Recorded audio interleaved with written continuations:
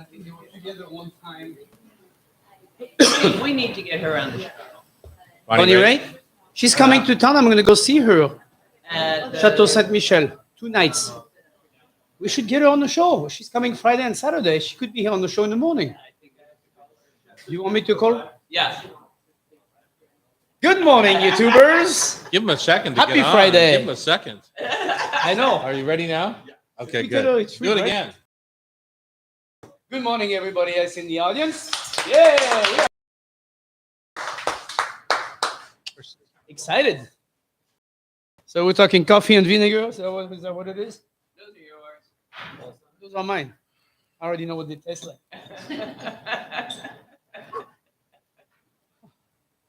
With vinegar like this. Welcome. What do you mean they're Live yours? audience. We I made this. Did you make your own it balsamic? Makes them behave better. It's not a balsamic. It's Oh. When we have real pomegranate. people here, hang which on I'm one second, grateful Tom. for. I need to think of What, my... do we have 4 instead of 24? No, that you guys behave better when we have real people in the audience. We do? Do you believe that? Not with these people. Sean, how we doing? You feeling good? Okay. Welcome to the Hot Stove Society Show. We're so happy that you joined us here, both in the studio, in your gardens, on the road, wherever you happen to be getting our terrestrial or podcast service. We're thankful to be part of your day. My name is Tom Douglas, and I'm a chef owner of a few joints here around town, including Seatown in the north end of the Pike Place Market area. Of course, here, the beautiful Hot Stove, which is located inside the Hotel Andra, 4th and Virginia, right here in downtown Seattle. Gorgeous hotel. And Lola and Dahlia Bakery and Serious Pie. You know, we opened last week in Totem Lake. Ooh, Did you know that? congratulations. How is that going? It was good until I had to go back for my mom. So I left the day after we opened. But they're doing fine, I'm sure. They're doing fine. Yeah. You have a good team, so They're professionals. exactly. Yeah. Professional. And you, sir? And I'm Terry Roturo, the chef in a hat. Sorry, I jumped the gun earlier. And happy to roam around town. If you're down at the airport, you should check out Lulu, right? Isn't that Lulu, Concourse B. you consult on that project Correct. down there? It's fun. I'm working on the fall-winter changes. I want to try to bring, Boeuf Bourguignon, cassoulet, things like this to the airport. Don't do it, chef. No? No. Why? I don't know. Unless you can make it foolproof, I think that's a tough one. I'm gonna surrounded by iron, cast iron made in America, and then Okay. All right. Just my personal suggestion. We have a Okay. large show today brought to you by our esteemed producer, Pamela Hinckley. Zucchini. That's the only way that would have made it into the show is if Pam put it in there. I would say I know it wouldn't be on your list, but Wouldn't we be on have my to list. deal with it. Vigorous vinegars. Mhm. What's that all about? You just want us to have more, make more? What do you- More snap. I want more snap in my life. Okay. That's what you can do when you add vinegar to things. Bruce Miyahara is here. He's a true foodie who transitioned from the public health director. Now, I didn't know that about Bruce. You're going to learn a lot today. Okay. I met Bruce at one of our summer camps, our culinary summer camps. he's a gem. That man. He seems to be the sweetest man on the planet. Yeah, He truly is. He is truly a cool dude. Cleaning your stove and oven, that's an exciting topic that we're going to get into. How do you do it and preserve some of the patina that is your life? I'll give you a hint. Okay, Have don't. someone else do it. Have someone else do it. Colorful and quick stir fries for the summertime.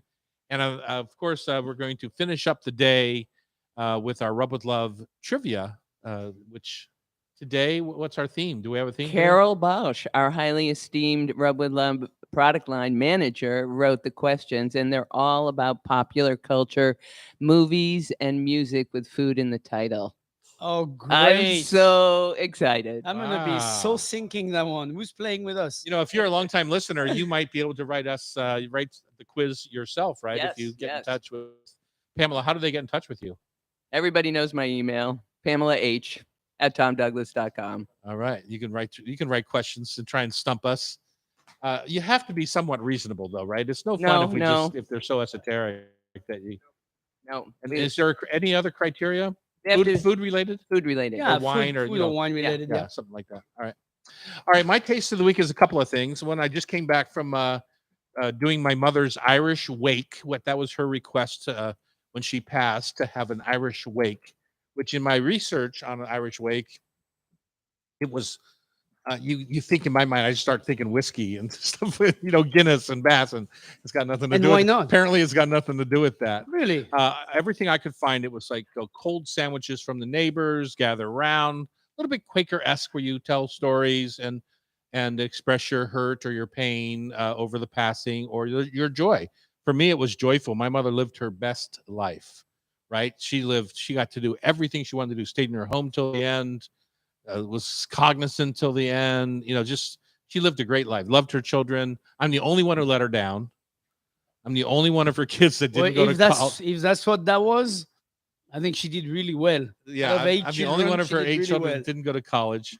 So that was always a black mark on her dossier there, So, but she realized how smart you were as you grew up, right? She realized later that I didn't need college. That's right. I told my daughter that too. Not everybody does. Not to go to college. Use the money for like a down payment on a house or something, whatever. But nope. She couldn't. She didn't. She went to college, and you still put a down payment on a house. Anyway, cool. I think I told the story last week about my mother's last hour, and the things that she told my sister on her deathbed about what was in the downstairs chest freezer that needed to get used up. And so amazing. It was amazing. There were two things she said. One is, and my sister did both. Or I did one. My sister did the other. One was that they had just brought bra and panties at Kohl's, and my mother told my sister on her deathbed that the tags were still on them. Please take them back. I'm not going to need them. Anyway, she listed off all the things in the freezer, as I told you last week. So when I got there on whatever day it was, I had my sister pull out the turkey, pull out the chicken breast, chicken thighs, pork tenderloin, a bag of shrimp, everything, got it all thawed, and I roasted everything up for the wake. And I made sandwiches out of the ham, and she made a delicious ham salad. I bought fresh crab meat for a crab salad or crab dip. You didn't use the can that was in the fridge? I used the can that was in the fridge, but I surrounded it by fresh. I did. I used I did. The lump crab meat. In fact, I argue with my sisters about it, but so I used up the freezer. I got to the bottom of the freezer for the 80 or 100 and you people found your milk crate? My milk crates were still there, but we had a contest. All the sibs, because we know my mother is a pack rat when it comes to food in the freezer. She never wanted to be without. Yeah. Who was going to find the oldest dated product? And my sisters had already been through the cabinets, and it was $1 to join the contest. And my sister had been through the cabinets, and so I didn't feel like I had a shot because my other sister went through the freezer. So I'm down there, I'm rifling through the freezer, and down below one of the milk crates, there was actually a milk crate turned the other way with a few things in it. Dang. And so, sure enough, right there, pine nuts, which I probably bought. I don't know, but she would have not put that in the freezer. Pine nuts. January of 1995. Smokes. I beat. Is there a tree growing in my that freezer? sisters are so mad that I found something older because we had things from 2000 and 2004 and all over the place. But I won the deal. You think they paid off? No, of course not. Of course not. They say you cheated. Okay, you have 2 minutes. Your taste of the week. My taste of the week. This week I went to a place. Remember where Luc used to be at 28 and Madison? There is a new restaurant called Camp, and I went to try Camp to see what they were doing, and they're doing a great job. I think it's a very nice little neighborhood. It's a bit more. How would I describe it? It's a little bit more hip than Luc was in terms of hipness. The music is louder. It's the 80s music, kind of a music. Well, some people would say that's more obnoxious because they don't like the loud music. You call it whatever you want. I just call it. I'm trying to describe it. Okay. But the food was delicious, and we had wonderful little rockfish ceviche. I felt the food was a little bit more southern. It's definitely had a southern influence, cornbread and all that stuff. But one of the highlight was also the dessert. They have a soft serve, and they had just a plain vanilla soft serve. Then they make and a lemon soft serve, and that was quite yummy. The only thing that I would say is they're at the beginning of their work. the soft serve on top of the cone was this high, and I'm So and I'm you're making about representing a what? 10-inch. You're making about a 10-inch height. Yeah, and I'm like, that is absolutely too much. Yeah. You should not serve anything that Welcome big. to America. It's just not. Yeah. What did it feel like to be back in your old space for the first time? You know, they're trying really hard to, not be all black and everything. They painted a little pink here and there, put some things on the wall. Uh, it felt a little bit weird because your place the way you know it, and now it's a different person running it. Yeah. It's like selling your house and going back to visit, right? Yeah, I've With never the- done that, obviously, Yeah. because I've always been in the same house. But yes, it would be the same thing. It would be kind of weird. But it is, I encourage people to try it because it's a good neighborhood restaurant, and I think they're trying. So go to camp. All right. Don't dread it when your neighbor drops off zucchini. Terry and I are going to fix that issue when we come back on Cairo Radio. It's the Hot Stove Society Show, 97.3 FM. I need to work on your inner clock. Yeah. You said 2 minutes. It was So like, he walked over and gave you 1 minute. I know, but 2 minutes ago. no. How far was I?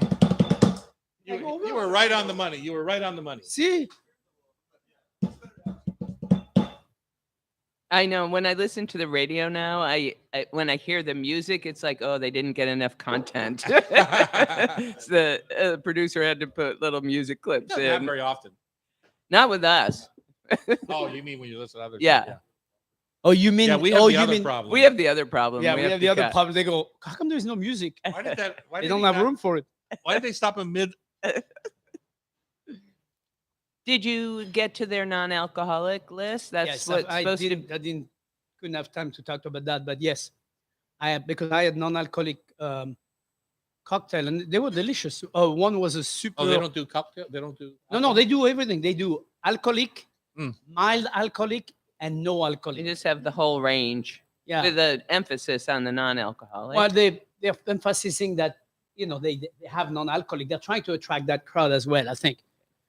And I had an Amaro kind of style of cocktail that was really delicious. And then the second one was a little bit more citrus oriented. Both of them were non-alcoholic and they were delicious, very well made and well thought of. Took a little bit of a while. I mean, whatever. They're new, so that kind of stuff is neither here or there. Met the chef. She's a young African American lady. She's definitely I think she's got very high potential. She worked at it's the Italian restaurant on Broadway. Spinas, It's not on Broadway. not Spinas. Altura. Altura. Oh, Okay, they I'll- get some schooling there. Yeah, she's got some good background. I think she worked with Jordan too, Eduardo. Anyway, I think she's got potential. The food was delicious. What we had, well seasoned, done well. Excellent. All right, here we go. You ready? We're ready. Okay. It's the Hot Stove Society Show on Cairo. Tom and Terry in the kitchen, and Chef Pamela has given us the opportunity to expand on our thoughtfulness about zucchini. Yeah, I know how you think about it. Well, Like, here's what I do think. It's about one it. of the things you can throw in the backyard, right? No. I think it's great in the compost bin. It really breaks down quickly. No, let's talk about zucchini. People have so much of it this time of year, and I'm sick of zucchini bread. So And there's got to be other ways to make it that are exciting. And I know Jackie's favorite way, and I'll tell that. But you, I think then this year for me, zucchini has been a vegetable I used raw Mhm. a lot in salads. I've never used it as much as this year in a raw state. Just take a zucchini, slice it, and mix with cucumber, tomato, feta. Like kind of like like a Greek a salad, Greek salad with zucchini in it. chunks or No, did you- sliced. slices, yeah. And but really, in chunk form, not ribbons. correct. Yeah. No, I'm not a big Reuben. That zucchini Reuben Yeah, trend. it's not for me. It's over. It was Pamela over. loves like the zoodles, I'm right? still spiralizing zucchini. It's okay. You can. If you have the machine, you should use it for sure. But anyway, just to say that it's a great vegetable to add to any salad. It's not going to offend anybody because has zucchini no doesn't have flavor. any depth. Yeah. In terms of flavor, it's not like putting feta in any It's like salad. tofu. It's a vehicle. Right. Yeah. And so If you have a lot of it, put it into your salad, incorporate it into your salad. It will do nothing but just be you be eating zucchini. It goes well with watermelon. I've done watermelon salad with a bunch of sliced zucchini. Now, I recommend cutting the zucchini in cubes instead of slices because it's better because you're eating chunks that imbibe with the watermelon juice, especially if you make a little dressing with watermelon, water, and mustard. You have nice and it imbibes into the zucchini because the zucchini will swallow anything.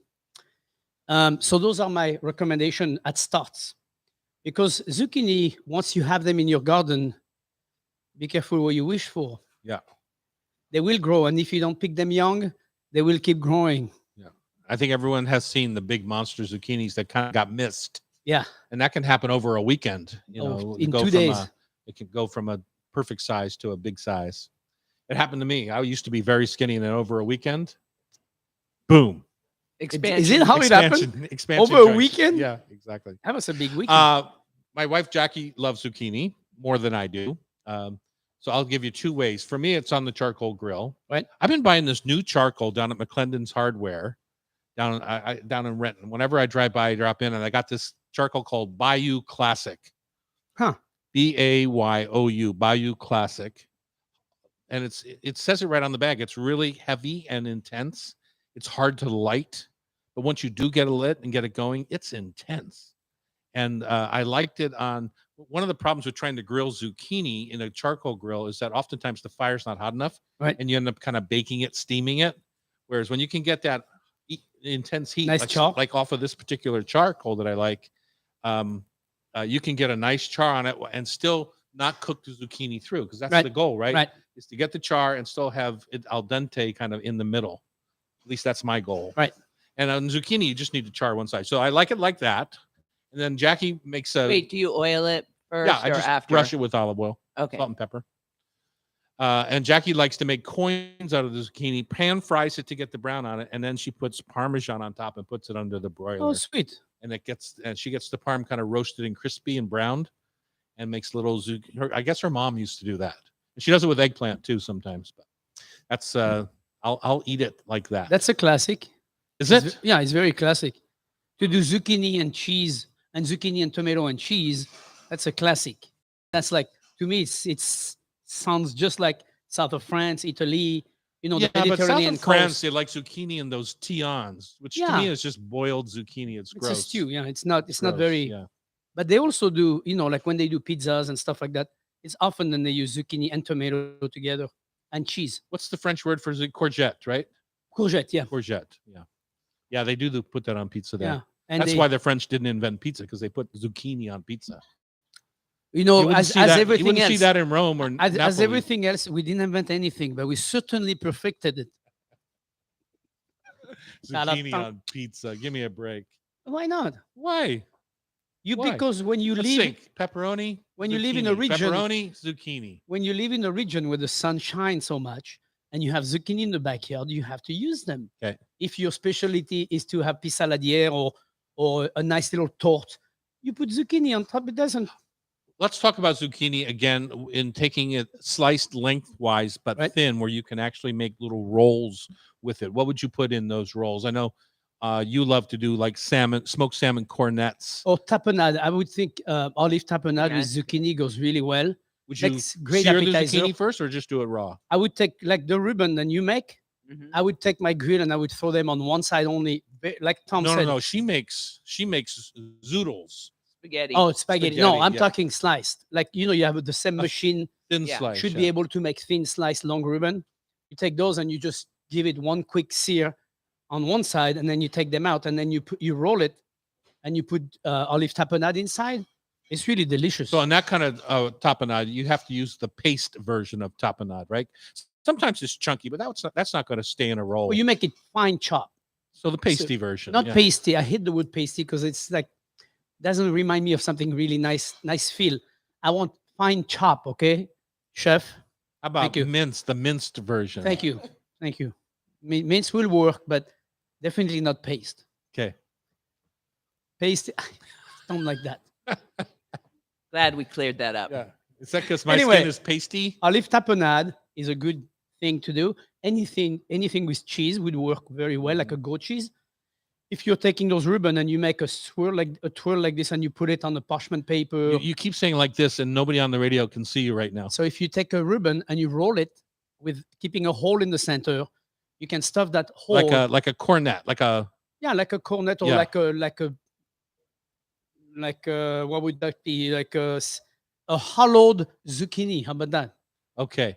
And in the center, you just put olive and goat cheese together, and you put that in the oven for 1 second, and you get a wonderful little appetizer. One time when I was asked to serve pigs in a blanket, because this is you know what pigs in a blanket are? Yes, it's caviar. Just It's, kidding.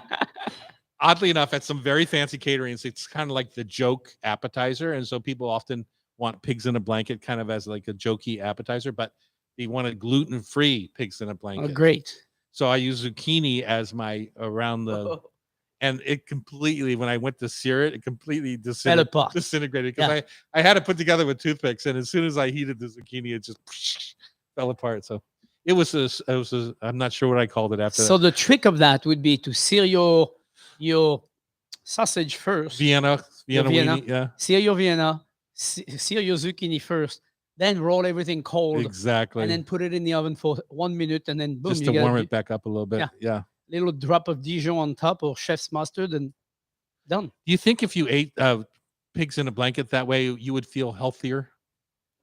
Well, it would be healthier. There's not even a question. It would be healthier. Just I would probably It's hard make. to say. I would make the Vienna though. I would make the sausage myself. Would you? You know, they're hard to make that size. Those little teeny weenies. Yeah, no, of course. They're hard to make. You course got to they use are. lamb casing, Yeah. and you can't fill them too full. Yeah. And Oh yeah, no, it's not it's a labor of love for sure. I But- love my teeny weenies. I would call my friend Oscar. Yeah, I was just by the Oscar Mayer factory in South Philly. Just Oh, you saying. were? Yeah, I was going to John's Roast Pork, which is a stand on the south side of Philly that we always go to on the way to the airport. We leave time to get there and then back down to the airport. Yeah, it's delicious. John roast pork. Little Sounds garlicky good. spinach on top of the roast pork. So good. All right, When we come are back, we done with zucchini? we're done with the Let's zucchini. jump right into vinegar. When we come back, what kind of vinegars are must-haves in your pantry? We'll let you know right here on Cairo Radio. It's the Hot Stove Society Show, 97.3 FM.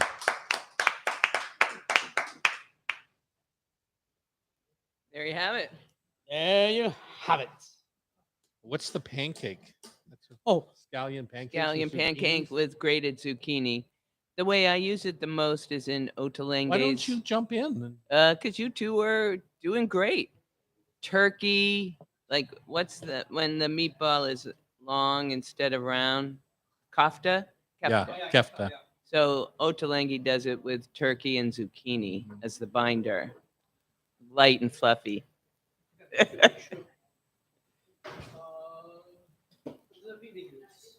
Oh my goodness.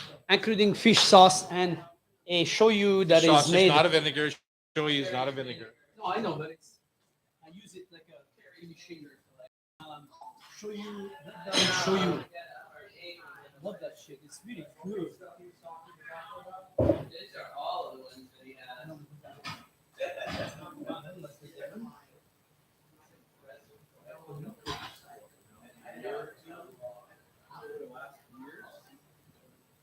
I've had some of mine years. I have. It's in my list. It's so cheap. It's like $1.89 a bottle for a quart or for a liter. Yeah.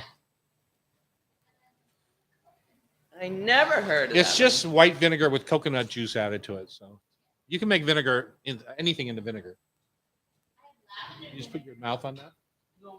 This is the time of COVID, chef. There's a spoon right there.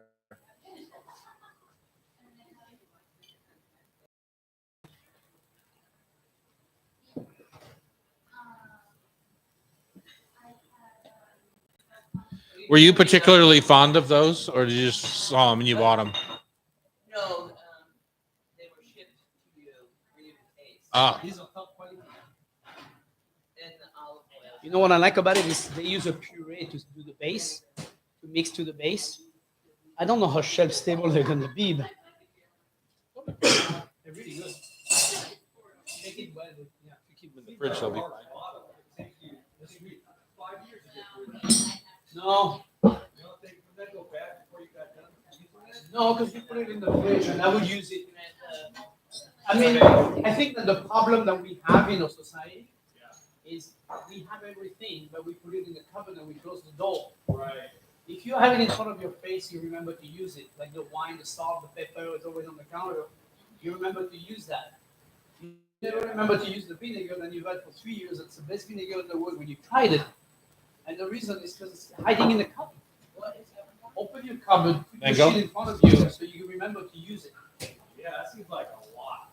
Yeah, but you know, well, if you do a roast, and you deglaze with some of that vinegar, or you do that a couple of times, you're gonna get rid of that bubble. Yeah. I remember when they used to put it, it's a big deal to put some strawberries. Is that common still? Yeah. Vinegar on strawberries. That was. Remember that? No, that was a huge deal. Yeah. But you could, I mean, literally this much mango. I mean, Yeah, I can see that. you could do a roast pork with that and deglaze with that. You know, this is a really good product. It's got very good taste. The puree is- Hello. For people that love it. You know, they're gonna use it. Yeah, who's this? Somebody you know? No, but they're Greeks. From Virginia. This is a good product. Yeah. Oh, All right, let's jump right into our next segment here. It's the Hot Stove Society show on Cairo. We're here at the Hot Stove Society kitchens that are filled with vinegars right now. You know, Chef Pamela had asked us to kind of do an inventory of what is in our home kitchen when it comes to vinegar. So I went and looked because I thought I had a few, and turns out I do have a few. Several from you, sir. Some fruit vinegars that you've made for me over the last year or two. I also have, of course, the classic. that would be more like 5. Well, whatever. They're getting better by the minute. I have the classic red wine vinegar, Yep. Both Cabernet and kind of like the cheap Heinz. Or what's the name? There's an Italian. Yeah, I have the It's- same one. Yeah, it comes in a little barrel bottle. Anyway, it's not Italian. It just has an Italian name. White vinegar, rice vinegar. My favorite that I use all the time is this. What we use on the salad at Serious Pie, the muscatel vinegar. Yeah. I love that. It's just got a great flavor. Slightly sweet. I have sherry vinegar, balsamic vinegar, both red and white. The blueberry and raspberry, I think, came from you. Sure. And the there's a pepper vinegar and a coconut vinegar that come from Indonesia that are super inexpensive. Those are the kind of things like when I'm walking the aisles at Wajimaya and I see something, I should try that. Right. You know, you see a bottle of vinegar there for $2 or something like that. It's a whole like a fifth. Right, right. And then I also have vinegar dipping sauces that I think of kind of from Hong Kong area, the red vinegars, the black vinegars Right. that you dip dumplings into. I So have, lots and lots of vinegars in my house. I have I don't know, it's not really a vinegar, but I use it as a thinking of vinegar for different flavor. Black garlic shoyu, and it has that it has a bite, but it's also have a huge depth to it. So it's also something I use, kind of thinking of. Soy sauce. It is kind of yes, it's a soy sauce, but it's to me I use it as thinking of a finishing product for when I want to enhance a sauce. For example, if I have a jus, in my pan, and I want to finish it and give it something a little bit stronger and a bit more, and I don't have any veal stock on hand, I take that shoyu, black garlic shoyu, and put that in there. And I do the same thing with vinegar when I have something I want to have more personality. This is what I do at the end. I put a little dash or two of vinegar in anything, and it will right away brighten the whole thing Right. and give it a personality. So if I use a product, for example, like a red wine vinegar, like your inexpensive red wine vinegar you find in the store, I will cook that a little bit. But if I use, for example, what we have in front of us, we have this So mango. this is a sample that was sent to us. You want to tell people what the brand is? So the brand is Laconico. So it's a Greek family out of premium- Virginia. premium gourmet product from Virginia, and it's a mango pure vinegar. So it's a mango. puree and white wine vinegar. Correct. So that kind of vinegar, which is still a vinegar, is great for finishing product. Like I was just telling one of our listeners, if we have roast pork, for example. I take the roast pork out of the pan. I got my onions, that are cooked in there and everything. I will deglaze my pan with a little bit of white wine or red wine. In this case, white wine. Let it cook down. Put a little bit of chicken stock or whatever stock I have. Let that reduce down. And at the last minute, I would finish with a good 3-4 tablespoons of that, which is beautiful mango puree flavor and vinegar at the same time. So I'm getting two things. I'm getting the mango flavor and I'm getting the acids from the white vinegar. So this is a great finishing vinegar. So, but the mango has to work with the rest of your meal, though. Oh, yeah, right? You don't want obviously. it like an Italian supper with a mango vinegar. Obviously, I'm not going to put that in my Yeah. on my carpaccio or whatever. I'm obviously choosing the place to use it, but I'm using this as an example. But there are many other vinegar. I have a pomegranate vinegar that I made, and it's the same concept. I made a pomegranate juice, reduced down, and I mix it with red wine vinegar, and then I let it age, and then I put it in a bottle. I actually bring it to a boil, so then it doesn't. So once you put the juice into the vinegar, you bring it to a boil again. Correct. Okay. And just do And it. let's say you have a pomegranate juice. Is it 1 to how many parts vinegar? Oh, I One would part say pomegranate syrup to how much vinegar? I would say it's one syrup for one vinegar, 1 and 1. 1 to 1. Yeah. Wow. Because it's pomegranate syrup is very thick. So you have I know. That's why I'm surprised it wasn't cut more with more vinegar. 1 to 1. And it's 1 quart to 1 quart. So now you have a vinegar that is very thick, and that's also a finishing product. So again, using the same idea, concept of you just did a steak, for example. You seared your steak in the pan. You have this beautiful bottom of the pan. You need to deglaze.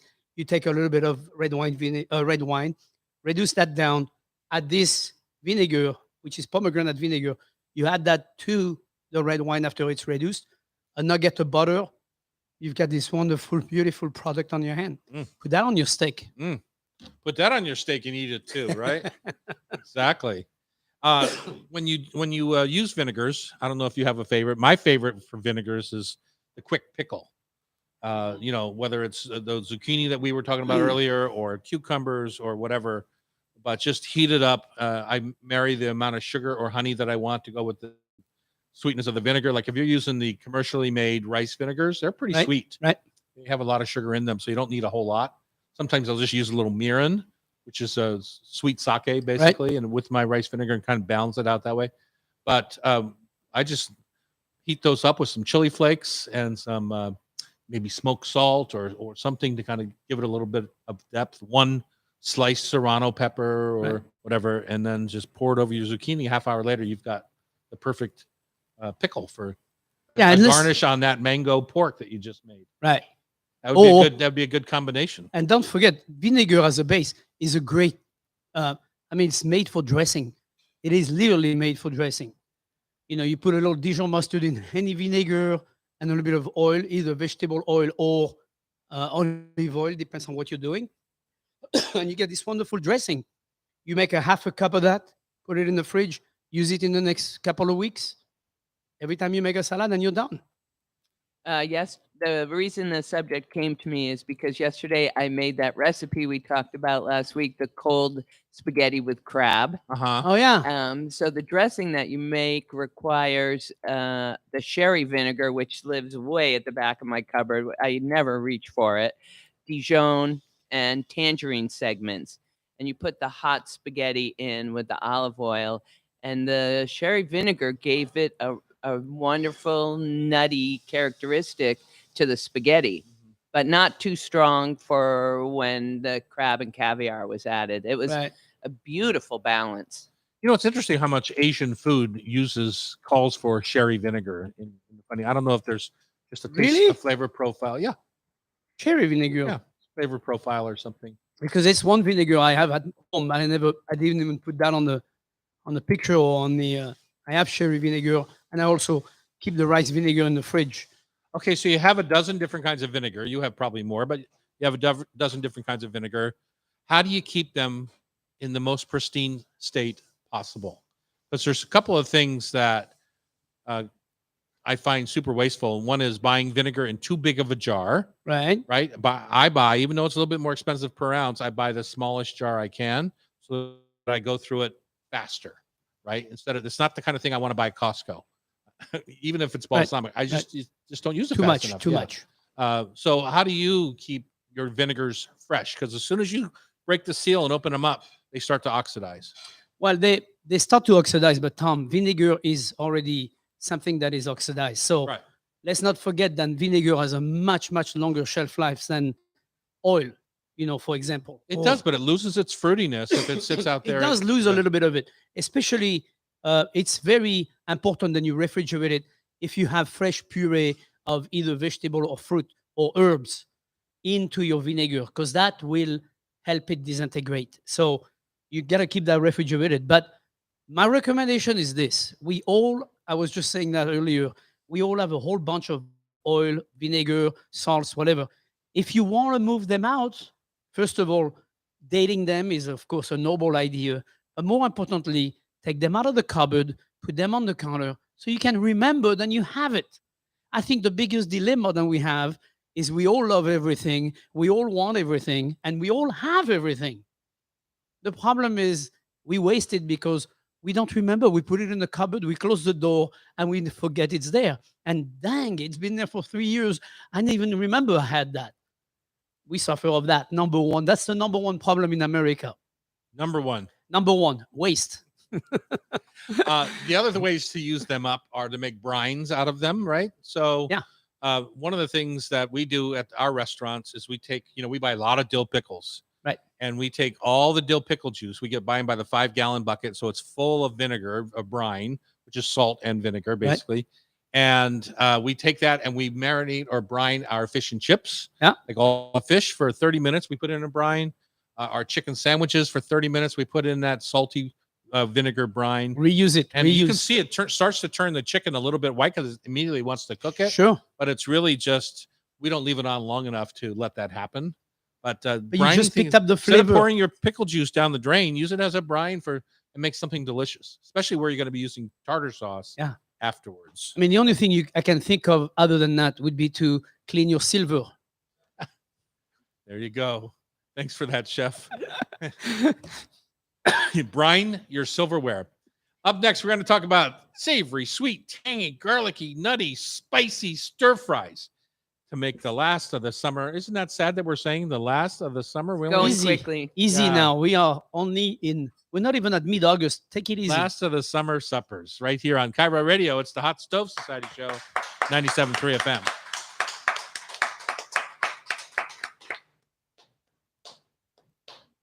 How's everybody doing?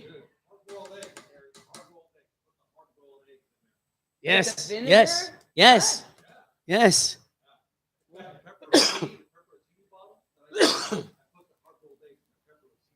Yeah. This is news. Out of the pickle. Yeah. You get a gorgeous flavor. Yeah. Yeah. Delicious. Pro tip. we Pickled gotta pig's feet right use- there. Same pepper juice would work nice. Oh.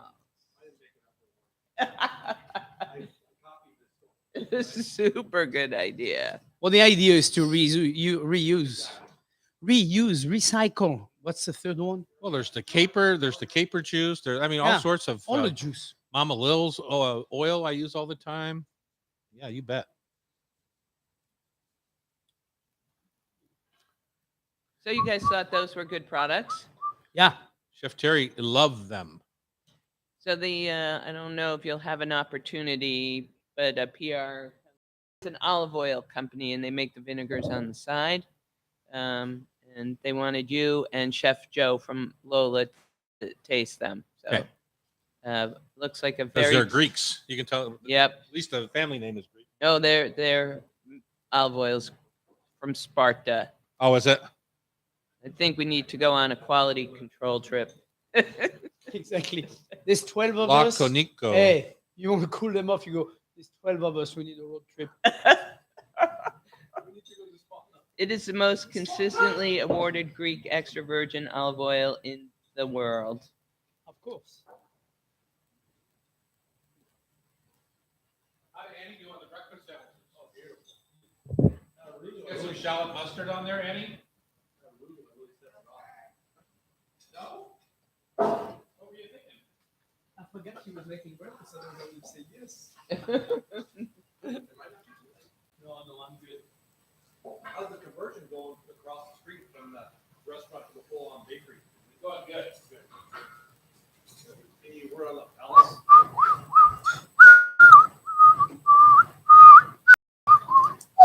We got East Side going on now, so that's good. Terry Benson online was asking about East Sherry Side families will love you. if that's a good versatile. One of our online people. Sherry as in C or as in S? So as in Spanish, sherry vinegar, right? Yeah, she's just asking. She's asking. Salt. It's got a nice crunch, but She's asking about. Did you have the pink or the smoked? Who would want to eat that Yeah, I much mean, salt? That's the like problem. You put it on like that. Super salty. But if you put it on like that, look how much salt you're adding. I know. It's Terry Oh, she's Benson. live. Yeah, she's one of our regulars. The Malden is about the Hey right Terry, size. about your sherry vinegar. Use it with. You can use it in potato salad. I love sherry vinegar, mustard, and potato salad together. And chopped shallots. That makes a great summery potato salad. Sherry vinegar on fish. You take your fish out of the pan. You deglaze with sherry vinegar, a good nugget of butter. Pour that right over your fish, and you'll have a wonderful little sauce. Good luck. All right, we're back in the hot stove kitchen. I'm Tom Douglas. And I'm Terry Rochero, the chef in the hat.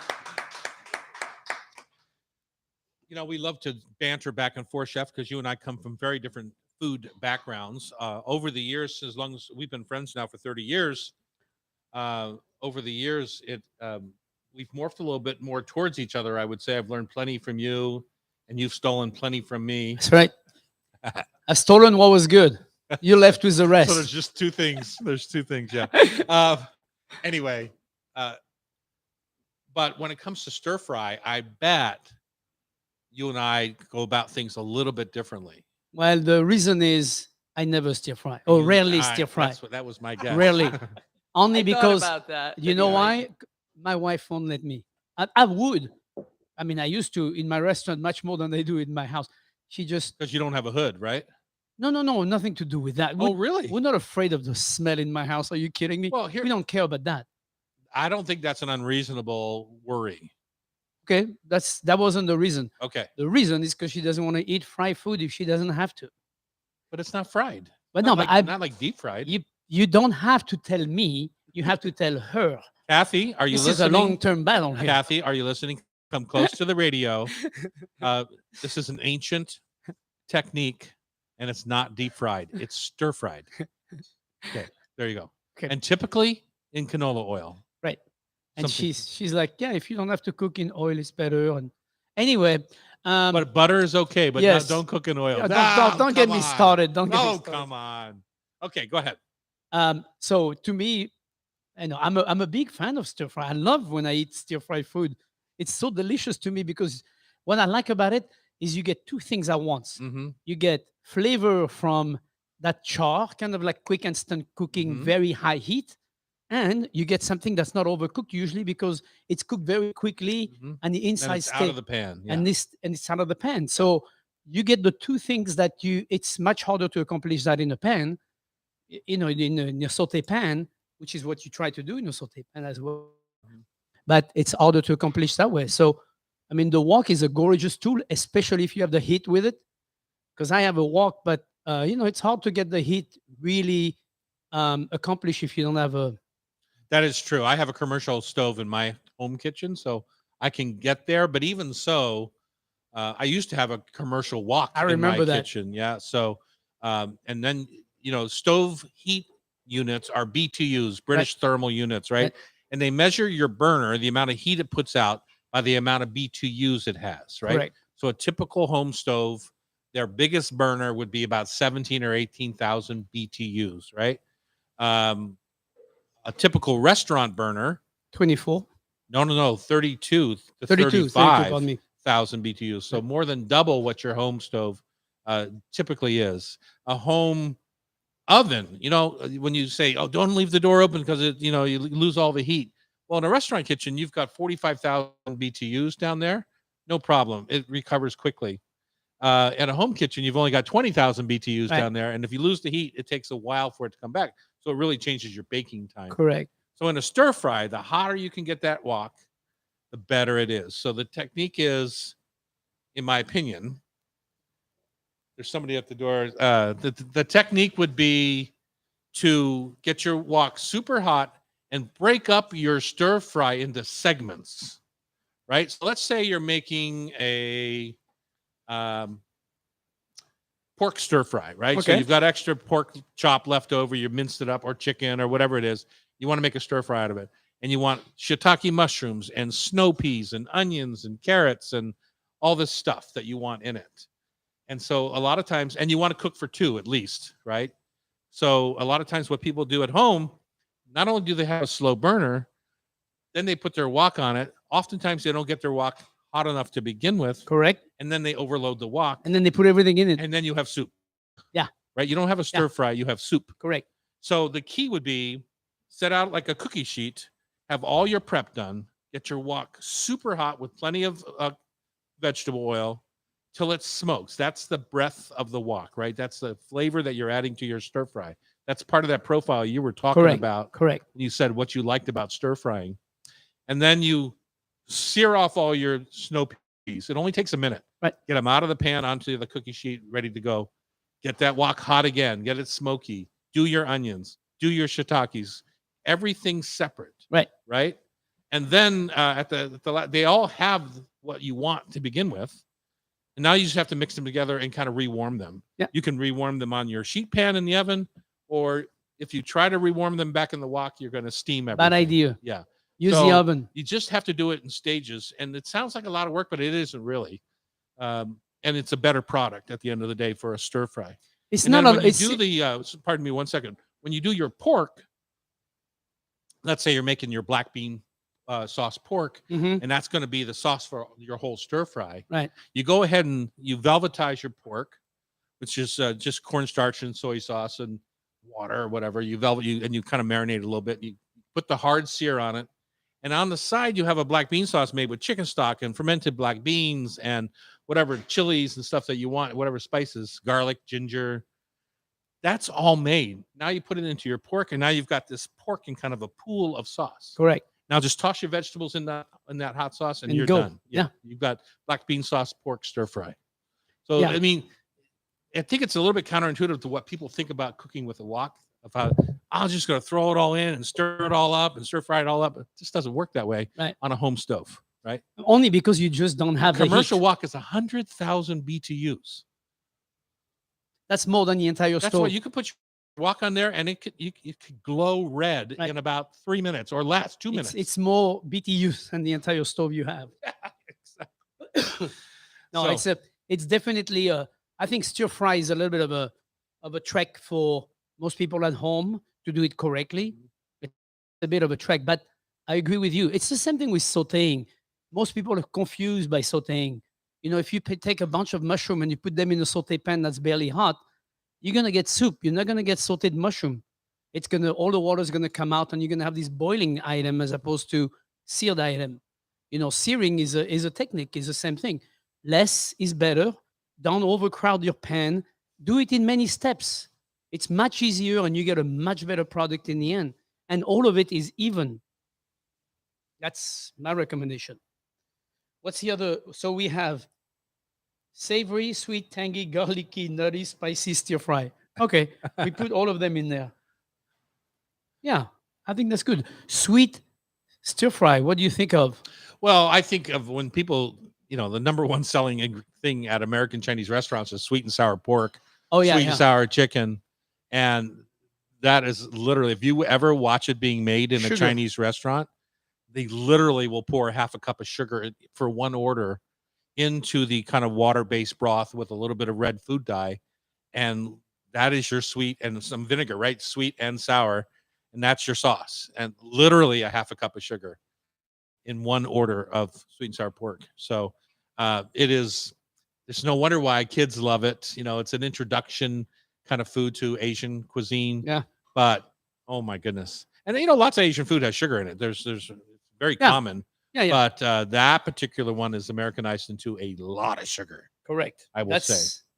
That's definitely something to stay away from. Oh, build your own at home and don't use sugar. Just use honey a little bit. But even so, you just don't need to use as much as Yeah, what's and being this used. doesn't Yeah. have to be that sweet. Yeah. Agree with that. And more vinegar is better for your guts anyway. I wonder, is vinegar still really good for your guts? Still? Some of it. Once it is been cooked, doesn't it kill the probiotics when it's cooked? I don't know. I don't know that either. We should look that up. Maybe Bruce knows. He's going to probably join us does. here in a bit, but we can find out. Who's Bruce? Who's Bruce? Batman? Coming up in our second hour, speaking of Bruce, as we broadcast from our studio here at the Hotel Andra, we welcome Bruce Miyahara to hear about his very active retirement.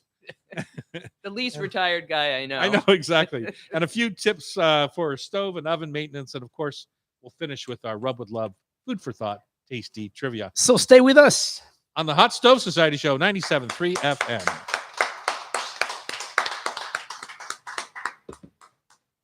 Hi, Bruce.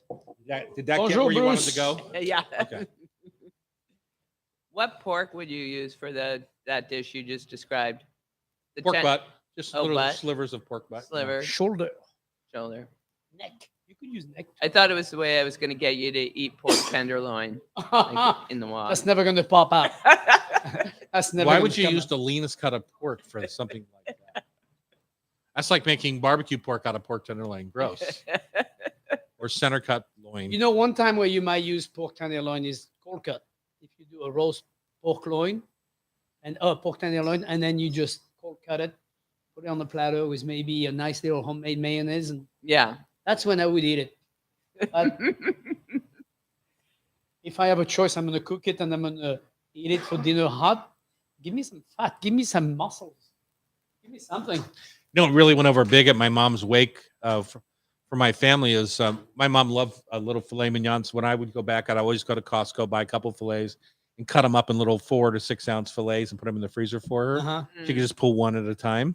Nice. So I cooked off 3 big fillets, charred them off on the charcoal grill, and then chilled them so that they were ready for roast beef sandwiches, basically. Right, right.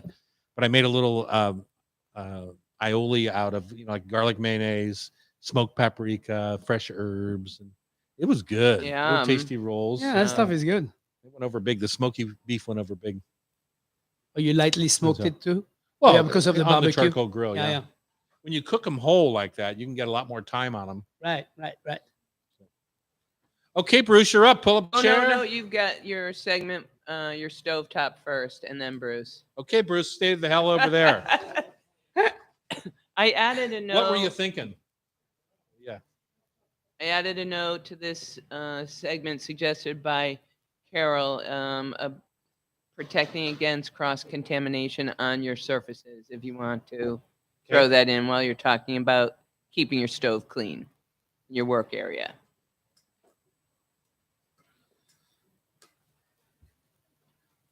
Does Carol have a dirty stove? Carol, do you have a dirty stove top? What's going on here? Did she suggest this segment? No. Oh. No, she read the show sheet and then asked about it. Is Carol, sometimes she'll watch here on I Friday know. mornings. We'll have to get her in Is here. Carol chatting with us today?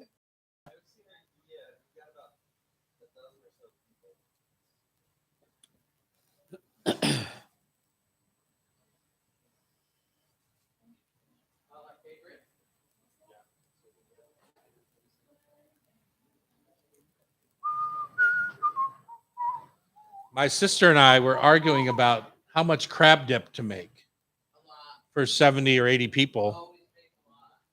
And so I said, I send her out to buy 10 pounds of fresh crab meat. And she wanted to buy 3 pounds of fresh crab meat. So I compromised at 8 pounds and I split her batch of, I told her to make 8 times mom's recipe. And we split it in 2 so that we could see when her amount was going to be eaten and when my amount was going to be eaten. So at the end of the wake, I brought her over to show the empty bowl of 8 pounds of crab. What crab, though? I used fresh blue, Fresh food. picked jumbo, What's it running? super jumbo lump, What, $50 a pound. which is cheaper than I was expecting it to be. For that salad, I got mine at Shoreline Market at $69.95 now. For fresh crab meat. Yeah. And those are out of 3-pound crabs. Blue crab is out of 3 to a pound crabs. Ooh, yeah. It's a lot of work. I think the jumbo blues are literally 2 or 3 to a pound. That's not very jumbo. I gotta say, what I use on home a lot is I use my side burner on my barbecue. Uh-huh. That's what I've always done for years. Is that just so you don't have the big smoky thing? I bet it's not that hot. No, because Laura here, I love her to death, but she made me buy electric top piping ring. Can't do the gas. Laura, why are you so mean? Were you brought up that way, or is it? Did it come to you later in life?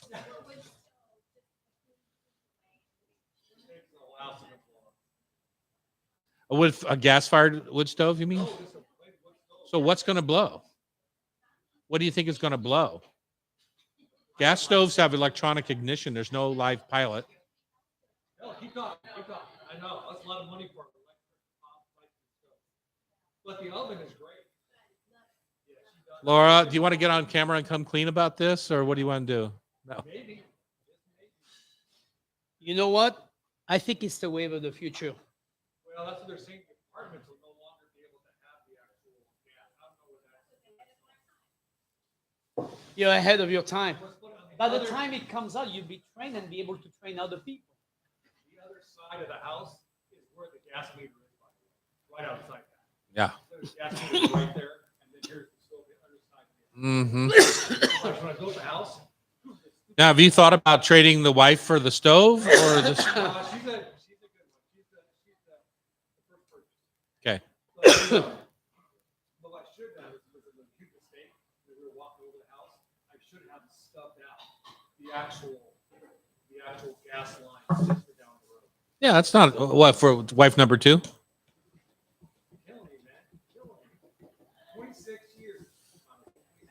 Oh, we just celebrated 36.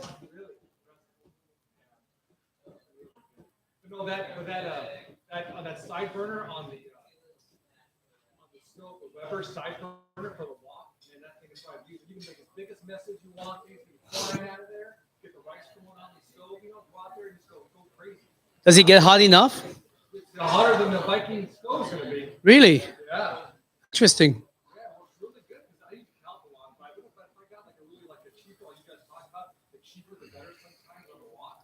They're really super thin hammered, like you were talking about. It'll probably be a better job because the Calphalon I have. I don't know. Without the gas stove, I don't know. Yeah, exactly. It's just too thick. This is a very sad day for us here at the Hot Stove Society. Laura, we have a moment of silence for Laura's decision. And did you burn the crap out of it? She is capable. I just wanted to boil some water. Did it blow up? It didn't blow. Kindergarten teacher. It didn't blow. Okay, here we go. I don't know, really? Keeping your stovetop clean. Come is how on. We're going to lead in the hour. Here we go. Fascinated. People are fascinated. I'm Tom Douglas. And I'm Terry Roturo, the chef in a hat. Thanks for staying People with just us. want to know, Terry. Yes, People just want to know. I know. What do they want to know, Tom? We have a large hour to finish our show with today, including Rub with Love Tasty Trivia. We have Bruce Miyahara here, who you don't know probably, but you will by the end of this day. Well, if you don't know him, it's because you've not been paying attention, but we're going to tell you all about it. But you know what people just want to know? How to clean your gross stovetop. You know what we It's say a in the, burning you know, issue. you know what I've said for 40 years in the kitchen? Elbow grease. That's what cleans it. This is No, your I know what you said. opportunity. Yo, Joe, the stove is dirty. Come clean it. I know what you said. How can you work like that? So dirty stovetops. Now you have a gas stove at home. Laura does not. The woman behind you, she only has an electric stove because she's afraid her gas stove would blow up the house, which very well could happen. Just happened in Philadelphia. Blew up 5 houses or something like that. Mike's saving up for an induction. He keeps reading all the articles about natural gas and said we've got to make the conversion. All right. But right now I have a dirty So gas what stove. what problems are you running into when it comes to cleaning that stovetop? Because I mean, I bet if you listen to our listeners are probably 50-50 gas and electric, right? So Well, it's grease from sautéing. I use a cast iron almost every night, and I love my reverse sear, so oil's flying everywhere. Tell people about your reverse sear. Is that something to clean the stove with?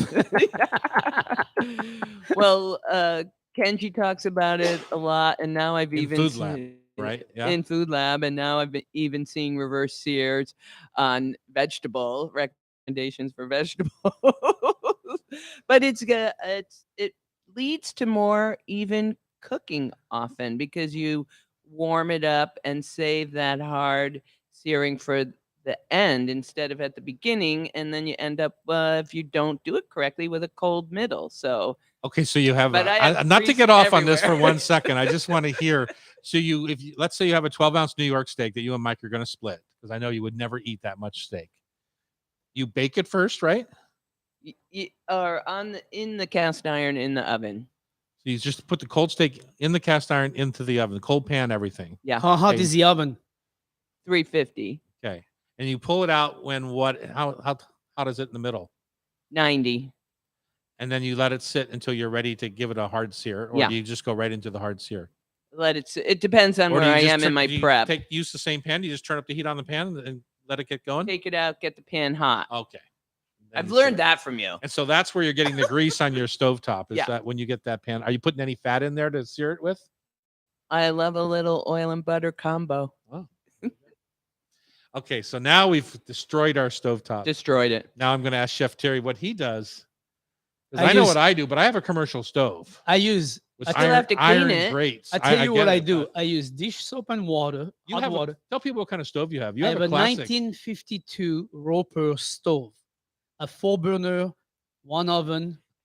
It's the oldest stove in the country, still alive and still cooking. The only reason I have a hard Gas time or electric? gas. The only reason I have a hard time getting rid of it is for a reason Tom and I talk often about, is the space between the burner is gigantic. You could put a car on there between each and they wouldn't touch each other. So I love that I can use my big saute pan. You're talking about sauteing. Big saute pan, you put it on the fire and you can use another one next to it in the burner next to it. Many of the stove they make nowadays is shorter and the burners are so close and you can't put two 12-inch pan next to each other. And it bugs the heck out of me because of that. And also, when the pan is too hot, you can push it on the side. It stays on the stove. So that's the reason I'm having a little hard time. So is your stovetop porcelain or chrome? It's actually old porcelain, as in the top is a lift-up top. So it's a 4-burner lift-up top. That's used to be black enamel. And most of it is, chipped or gone or whatever. So it's much harder to clean. To clean those, it's a steel pad, and to get rid of Steel the pad or like a Brillo pad type thing? like a Brillo pad, and then just soap water, and then that's it. What you have on your stove, unless you drop something like, for example, cream or milk or whatever, and you let it boils cook, over. and it boils over, and you let it cook, then it becomes a burn item, something that's crusty. Other than that, when you're cooking, most likely it's going to be grease that goes on your stove. It's just soap and water. And then you clean that, and it's easy to clean. Don't let it sit for days, because number one, that's one of the biggest attribution to smell in your kitchen. When you walk in the morning and you get into your kitchen and it's not clean, it smells. That's what you smell. You smell that grease that's been staying overnight because it's got all those smells in it, burn and also grease. So that's what you're smelling. So if you clean it up, you won't have no smell. I mean, I'm it's surprised. So the article that caught my attention was recommending products, and I was surprised it didn't include Dawn, because Dawn is so powerful. But that's more of a degreaser. That's just like most of these things that they said were had a degreasing element in them. So citrus is a great degreaser. It Yes. doesn't matter what you use. What I mean by citrus is lemon or orange. If you have anything with lemon or orange. Another one that's really good is baking soda. People don't use baking soda enough. Baking soda and vinegar in the kitchen is probably the best tool you can have. If you put that together, you have the best eater in the. You put that in your oven base. You let it sit for maybe half hour, and then you rinse it off and clean it off. Your oven will be clean. Let's spend a minute because I know there was a question about cross contamination also.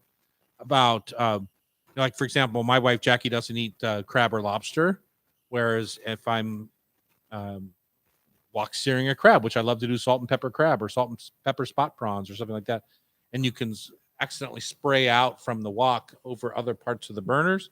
I don't know how much there would be as far as cross contamination goes, but certainly peanut oil, things like that you forget that's on there that maybe somebody has a peanut allergy to.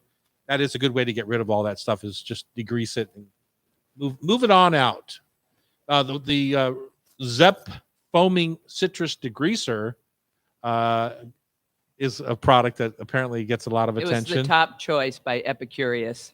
Zep foaming citrus degreaser. Yeah, I mean, citrus Goo Gone original liquid. Yes, I think citrus degreaser has been around for a long time, and it is definitely something that works in terms of degreasing. Wyman's gas range degreaser. Never heard of it. You got to shop To for me- these products at your hardware store. To me, I just use a little one of those green scratchy pads. Yeah. And a little soap and a paper towel to finish. Yeah. I was having an argument about paper towels with my sister-in-law, Lori's wife. Michelle's wife, and she was mad at me for using paper So towels. many paper towels. Yeah, exactly. You get that same way, that Yeah. righteous way sometimes. But Exactly. then she won't buy anything but Charmin paper, toilet paper, which is virgin forest out of central Canada. And come on. So thick. So, yeah. And So I said, tough on the septic your little system. tush needs Charmin, but I can't use a paper towel in my kitchen. What's going on here? Exactly. On All that right. on that rant, Our pal Bruce Miyahara is coming up on turning his love of food into a retirement project. On Cairo Radio, it's the Hot Stove Society Show, 97.3 FM. all right, Brucey.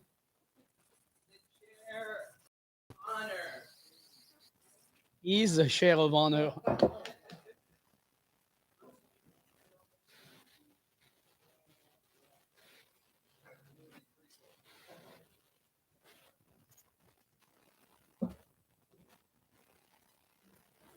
Now your long term, I make sure you tell Tom to carry your long term career before the pivot, so I don't misrepresent. Okay. You told Tom not to spill water all over himself.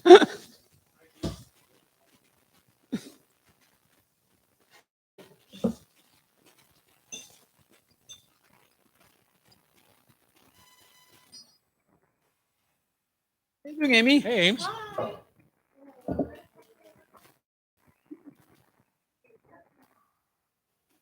You wanted to see the world famous Bruce Miyahara? Yes, you are. He's got many fans. He's so famous. Many, now. many fans. I keep liking him on Facebook, and I like his stuff. Oh, wow. Look at you. I get one of those. Wow. I'll wear it proudly. As I talked to Gina, Oh, yeah. you're recruited now. Last night, we were there last night. I took her to Babar last night for her first time. Oh, She had never been there. I was like, how do you never been to Babar?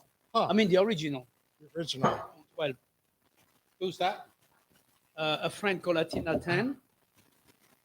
And we go out to dinner once in a blue moon to new places.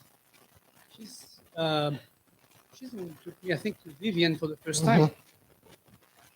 Yeah, Donna said to tell Tom, how come you haven't been out to Vivian's know. yet? Exactly. Been a busy summer. Ask, tell her to come shuck oysters for me on a Saturday or Sunday, Okay. and I'll go eat at Vivian. Sounds Bruce, good. what's the trick to... Those things just pull off. It's a rubber plastic. Oh, okay. Just pull it.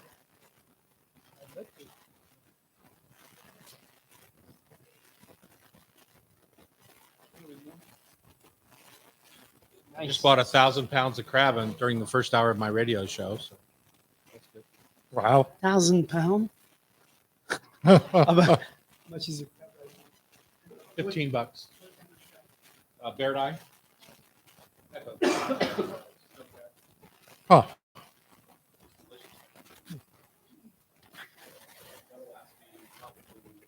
3 months. But I got a deal on 1,000 pounds. So Got to take it. I have a freezer on Get some in my house if you need to. a few pounds. I definitely need to lose a few pounds. The overflow, you know. Yeah, the overflow. Yeah, I'll take the overflow.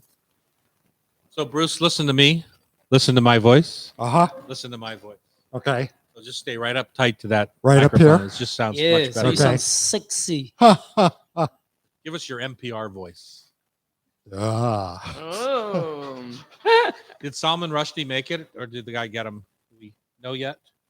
What happened? Salman Rushdie got attacked. He was attacked on stage. Stage. What? Mm-hmm. Oh my God. Doesn't say yet on CNN. What else? That's what Pam said. What else? I mean, it's like Doesn't seem like that much to me, but you start attacking Salman Rushdie. What else gonna go wrong? well, he's had a price on his head for 40 years. Right, right. But I mean, who attacks? He was doing a speech. He was starting to. Oh. But yeah. All right.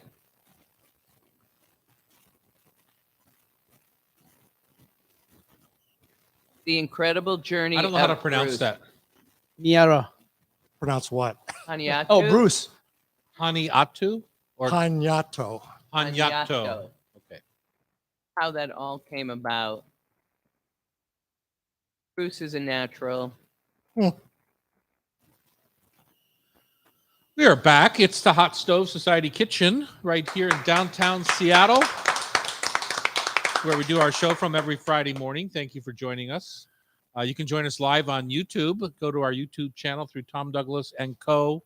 and look for our Pretty Hot faces. Stove Society show. Pretty faces.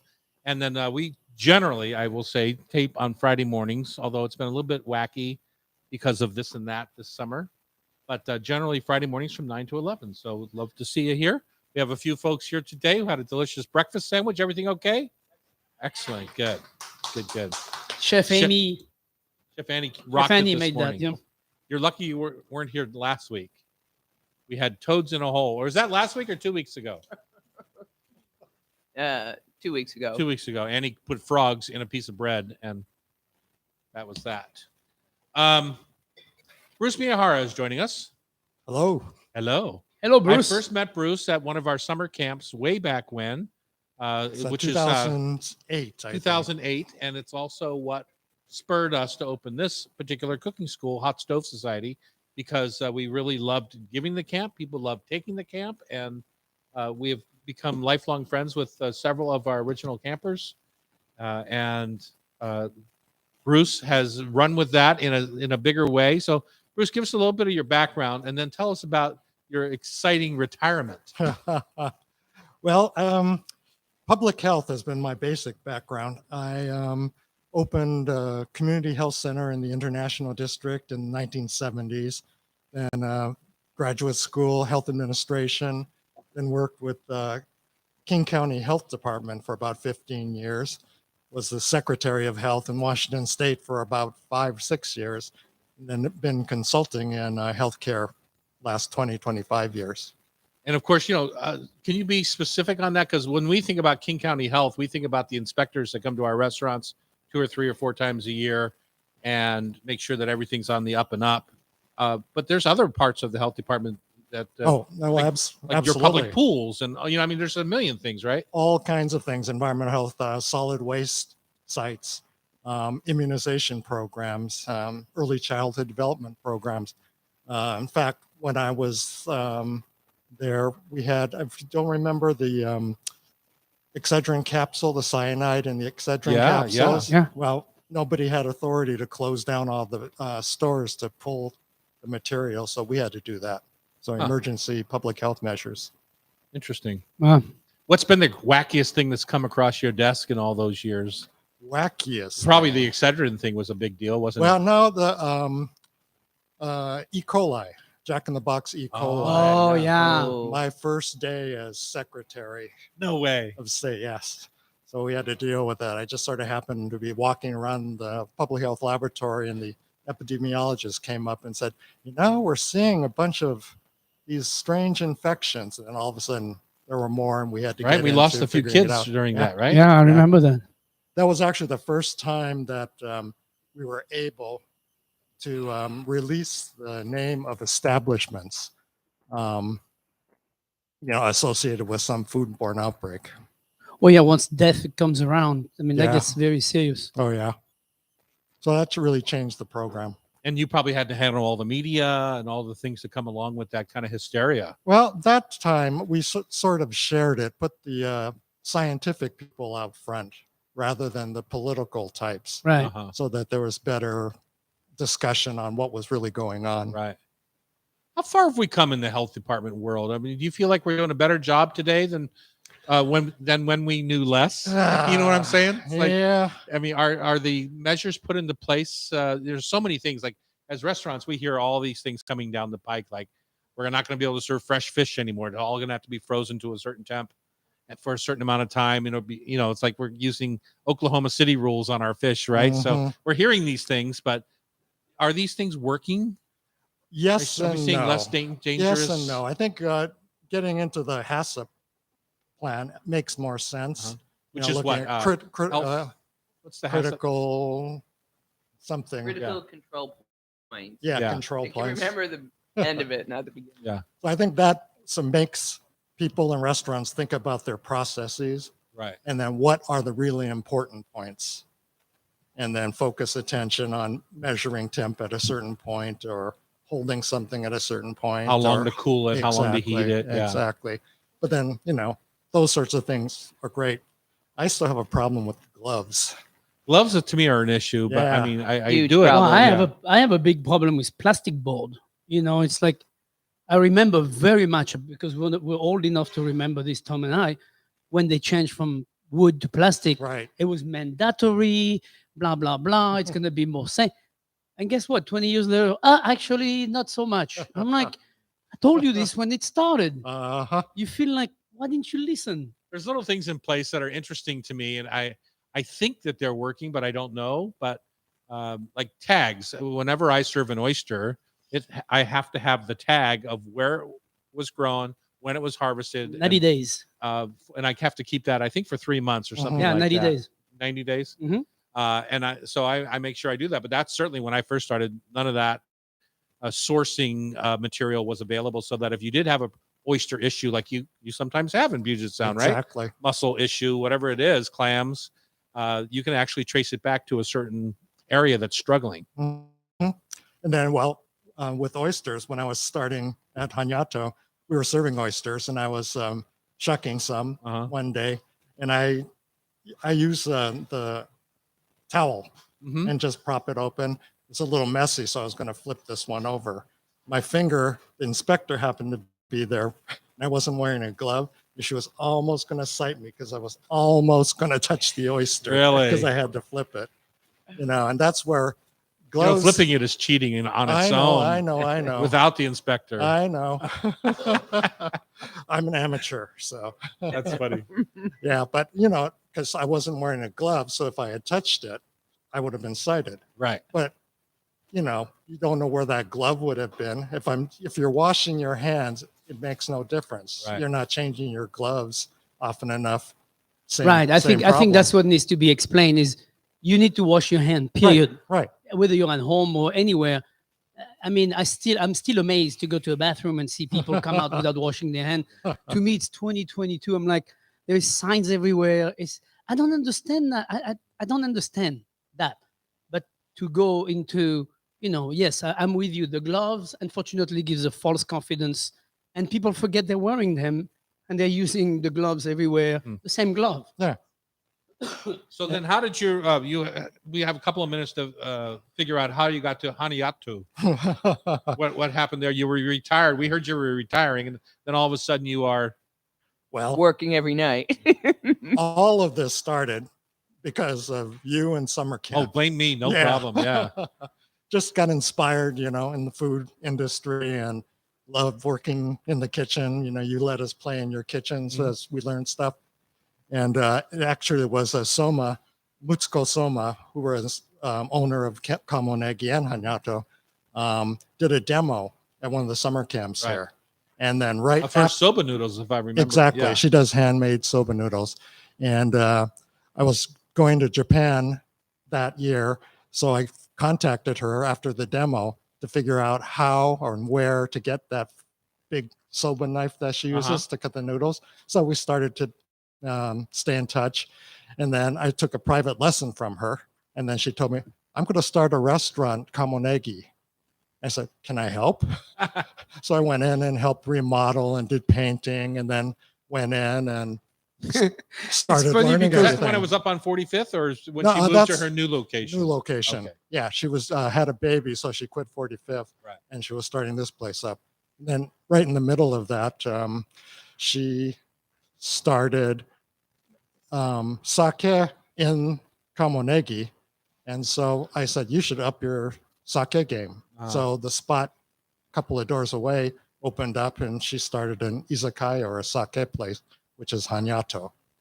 And then I helped remodel that and help staff it. And I still go in now once a week and make her duck meatballs and go help out at Hanyato. Oh, fun. Yeah. Yeah, I have not eaten at the new one yet. Mhm. I've been to Kamonegi a few times. Yeah. Well, she has an izakaya, which is sort of you translate into, I think, a stay drink place.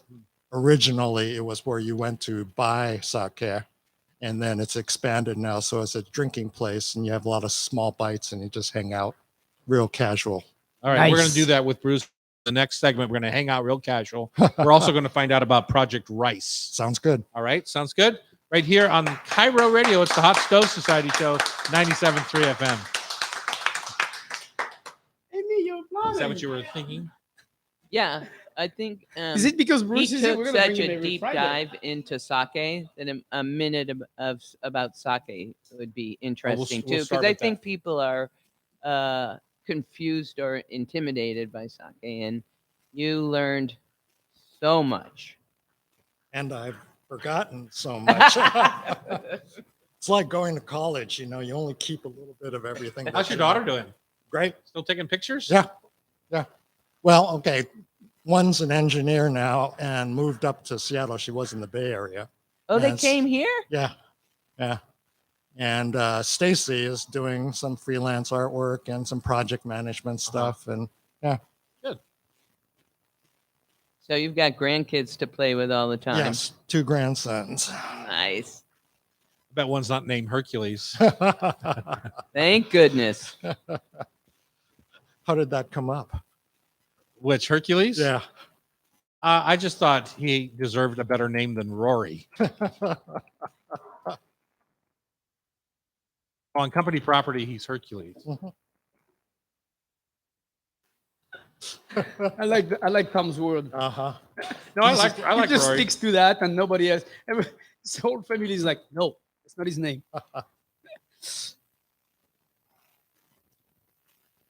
Funny, all my family called him Hercules when I was back east. They did. Yeah. That's cool. Loretta, she insists on calling him by something different. Right, it's her son. She probably chooses the name because she wants to call him all his life by his name. All right, here we go. We're back in the kitchen with Bruce Miyahara. Bruce, before we get off on the Project Rice, let's finish our conversation about sake and Hanyoto. You took a deep dive into sake, and I think, as Pamela told us in the break, that you think that people get confused by it or are intimidated by it. Absolutely. And you're a wine person, and you are too, right?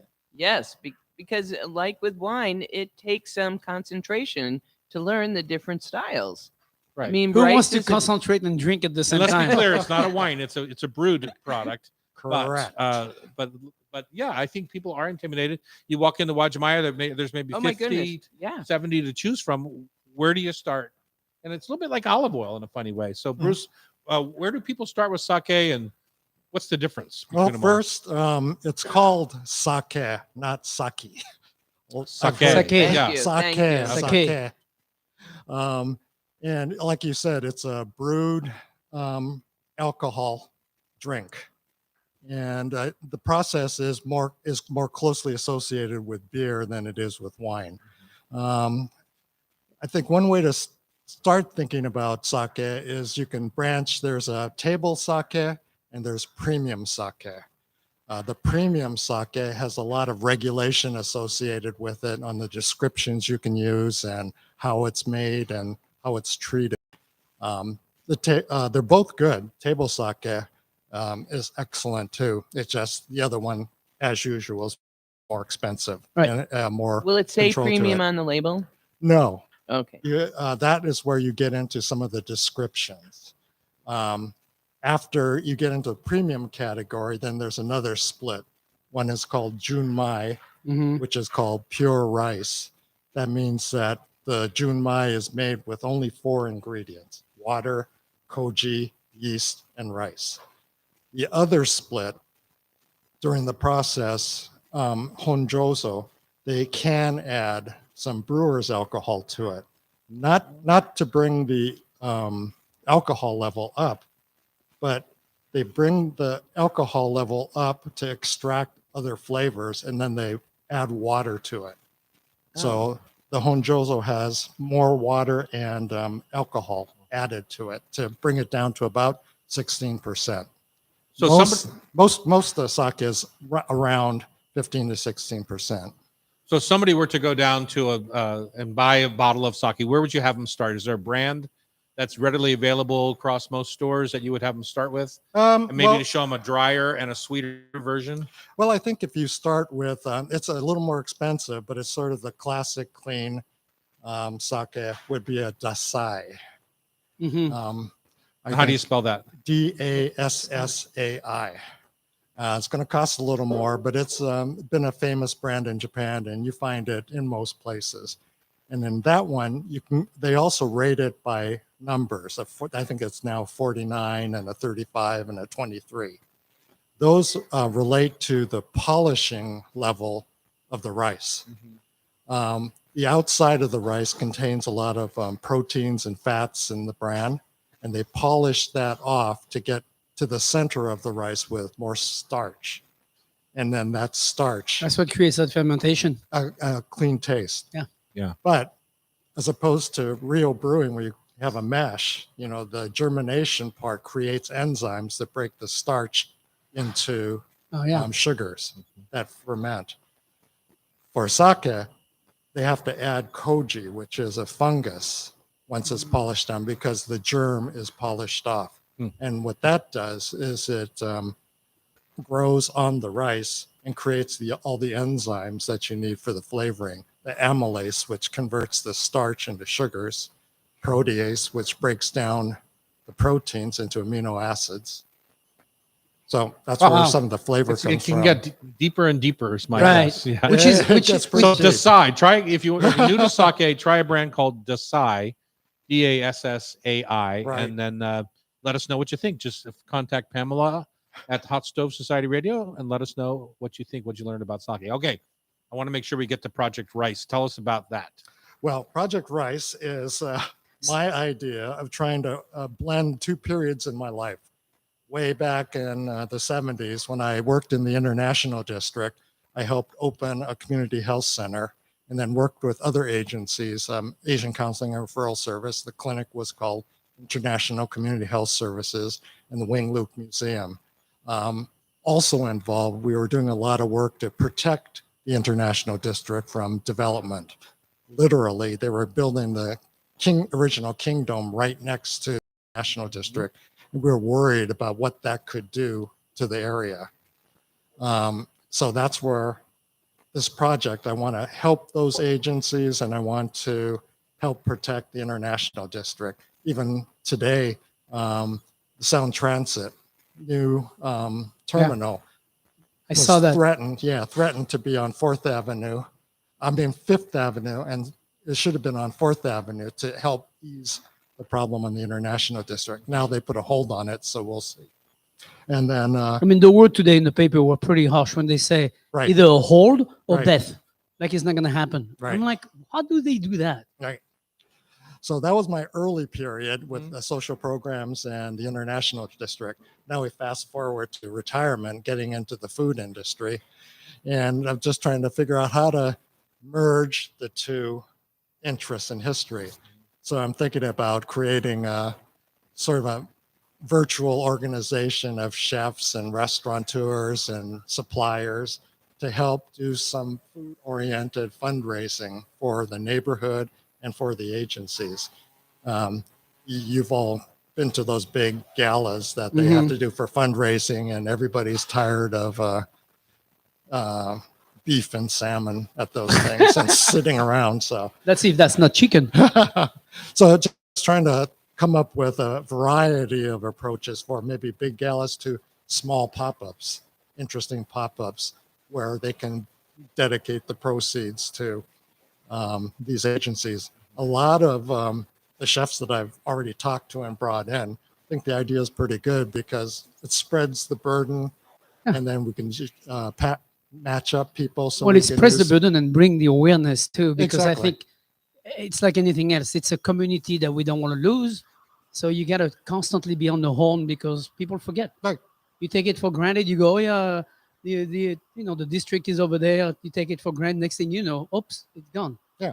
Yeah. So having a It lot of- happens in other places. So Uh-huh. I was also inspired a little bit. I got to go to the James Beard Award this past year, and Grace Young got an award, humanitarian award for the work she was doing trying to preserve and save the New York Chinatown.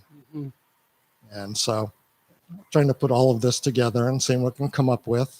Also train a volunteer group to help. I mean, part of the costs, the facilities costs. So if we can find a free or inexpensive, venues, that would be good. And if we can train like an army of volunteers to help out, I think they'd love to do it. Mhm. Just like, I've got into this because of things you do. You've got Doug Mhm. around. So I think there are quite a few people that, are pretty good in the kitchen, and give them a little bit of training, and sure, they could be very helpful in some of these Absolutely. events.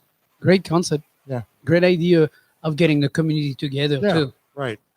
Don't look further than just where you are. Usually that's the answer. It's so interesting. I'm old enough now to have seen several revolutions of neighborhoods and things. And you think about Chinatown in New York and how important that is, but you also think about Little Italy being threatened by Chinatown in New York and by new Saigon town or Yep. Japanese Yep. town or Yep. it's funny because they're pushing the Italians out, who push the Jews out, I mean, it's interesting to see move, this right, evolution. And right. here in Seattle, there's been this move away from Chinatown to the International District, which isn't really a district, right? We had what's her name, Kleiss, Miss Kleiss, on, who talked about that a little bit a few weeks ago on this show, Mhm. about it's okay to call it Chinatown. It's Yeah. not a racist term. Right. It's what it is. Uh-huh. It's in the city charter. And that's, I didn't even think about it from that perspective. I was trying to be more politically correct, I guess. But no, it is Chinatown, and then there's Little Saigon, and then there's other little areas Yeah. that are And it's ethnically based. been chopped up over time. Yeah. Right. Well, go all the way back to when, my parents went to the relocation camps. Then the Japantown area sort of Exactly. died off. Uh-huh. I-5 came right through the middle of it. And so the upper half sort of withered for a while. And then the Kingdom. So it's been a Took the bottom challenge half. the Yeah, whole for time. sure. Yeah. And then, of course, it travels all the way down Rainier Valley. If you ever want a slice of Seattle, just drive Rainier Avenue Mhm. all the way, say, to Renton. Yeah. From Goodwill to Renton. Mhm. Yep. And you go through a lot of little towns, a lot of Absolutely. little ethnic towns. Yeah. Well, congratulations on Project Rice. We will Yeah, keep it's track very- of your projects Thank you. and your progress. And Let are us you, know if we can help. I just recruited you. Yeah, you're signed up. are you going to stay so we can kick your butt in trivia? Sure. Oh, I like it. Wow, awesome. He's the only one with the college education. We'll see how this goes. When we come back, yes, it indeed. It's time for Rub with Love, Food for Thought, Tasty Trivia, right here on Cairo Radio 97.3 FM.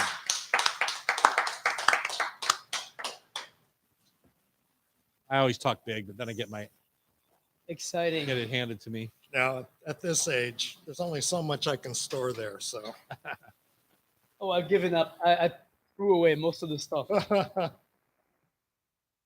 Bruce, would you? The trivia today is about movies and songs. Are you more of a movie person or a song? Don't answer person? that. Don't answer That's that. an illegal Take question. the fifth. Don't say it, Bruce. neither. There you go. Movies. Don't try to move this. Dana's movies. It's Dana, because I know you guys have an incredible library. Yeah. Oh, she's trying to sway this thing already. You're on live right now. People see what you're attempting to You do. have weaknesses everywhere. People see Music what is you're good, trying too. to I was do. in a band. So, You were in a band, oh yeah. so you're doing the music. Oh my god. Wait a minute. It's a combo. Oh my god. 1, 2, 3, 4. But probably not classic music. What kind of music? Okay, here we It was go. a Do you know the Oscar Mayer theme You were song? in Tower Power? No, that kind of music. Oh, I was like, You know the Oscar wait a- Mayer theme song? The name of it? No. No. Yeah. Okay, can you sing it? I wish there were an Oscar Oscar Very Mayer. Mayer. good. Very good. Okay, so we're screwed. My baloney has a plate. You're going Mm. deep on that. Oh, What was wow. that? What did you call it? What's the theme song of what? Oscar Mayer. Oh, yeah. You got it. Wow. Okay, our brains come together. It's a group effort. We are back in the kitchen for our final segment today. Thanks for hanging with us all day long. Hope you're enjoying the show. We sure have a good time here once a week taping this. So thankfully, there's a few of you out there that listen to us. What are you planting? What are you harvesting? Let us know on our website or on our email, hotstovesociety.com, right? Is that how they communicate with us? Yeah. You'd like to know. I want to know. Are you picking zucchinis? What are you doing? What are you doing out there? You should be picking zucchini. Okay, so this trivia is brought to you by Rub with Love. It's my Spice Rub brand that's handcrafted out there in Ballard. Versatile rubs, sauces, and mustards that add a flavorful kick and a whole lot of love to just about any meat, fish, or vegetable. Look for our products in your local grocery store or butcher shop. Just a few could be things like Mutual Fish on Rainier Avenue in Seattle, Gartner's Meats in Portland, Sonnenberg's in Spokane. Also here at the Hot Stove Society, Dahlia Bakery in Seatown, and Serious Pie in Ballard, we carry the whole lineup, which is hard to find sometimes. You can't find all of our products, but we have them down here in downtown. Okay, Bruce Miyahara is going to stay with us. He is the retired professional who got into the food business, not by mistake, but by choice afterwards. That's his retirement. Inspired by you. Inspired. Wow. Pamela, how do people play this game, and who's our winner today? The game is very special today. I like how you go, who's the winner? She already Well, knows. she hasn't. No, not us. Not of us. But who wins our prize? today? Okay. Our live audience. I'm going to let each of our beautiful attendees pick a rub today. You know, I'm trying not to go broke. Yeah, exactly. It used to be just I'll one pay person for got 'em. one thing, no, everybody gets and now one everything's today. getting everybody's getting everything. Yeah, Jesus. pretty great. Hey, Zeus, man. So Carol Bausch wrote our questions for us today. Popular culture. So it's movies and songs that have food in the name I or know the I'm gonna lyric. I know This I'm is going kind to of getting like the New York Times crossword. I know. It's Will intense. Schwartz is the editor, but like there's a Yeah. different writer. What every about day. doing the Wordle, for example? Because I do it every day and I'm pretty good at it. the Wordle? Yeah, yesterday I did it in 2. Gentlemen, ladies, 2. Wow. Does anyone care about that? I do. Yeah. Anybody Oh, cares? oh, there's somebody who cares. Yesterday I out got it there. in 2. This morning I got it in 5. Okay, never mind. I've seen the Wordle and I said, what is that? Yeah, I have not tried it yet. 5-letter word. Let's go. All right. Terry Rotaro. Okay, let's do it. Number 1. This is a movie one. What is the name of this movie? In 2008, starring Sean Penn, the story of an American gay activist who fought for gay rights and became California's first openly gay elected official. I was going to say Philadelphia, but that's with Tom Hanks, so that's not the one. It's not the Um, one. I know this one. I know this one too, but I can't remember the title. I'll give you the first name. Go ahead. Harvey. Mud. Bruce has it. Bruce, Milk. what is Harvey Milk. it? Okay. He was Yeah. actually juicing the udders out there right there. I think It's that's okay. what you were doing. If not, That's not. your wife ahead, looked at This you a is, little scared. a 1967 film starring Katharine Hepburn and Sidney Poitier, one of the most handsome men in the movies ever. A couple's attitudes are challenged when their daughter introduces them to her African American Yes, fiance. I know the movie. What's the title? What's the title? Dried fruit. I don't know. I've seen the movie at least twice. Can't remember the name of it. All right. Guess who's coming to dinner? Oh yes. Oh, I should have remembered that. Number 3. I think I was thinking of Maya Angelou's poem. A 1959 song by James Brown inspired teens to dance with a lot of heel toe. Hot pants. Mashed potato. Okay, well, that was another one. I just had to guess. I mean, I think I know every single James Brown song, but Okay, here's pick another song one. 1971 song by Don Mclean. Long, long time ago. Yeah, I can. What's the name of that a song? long, long time ago. I can still No, no, no, no, no, no, no. remember. Dude, you're killing me right now. the music. American Pie. American Pie. American Pie. It is. Yes. 0 for 4. Jeez. And I knew I was gonna suck at this. a 1970 song by Creedence Clearwater Down by the Revival, bayou. also used in the movie Big Chill. Um, is Number of artists have done it.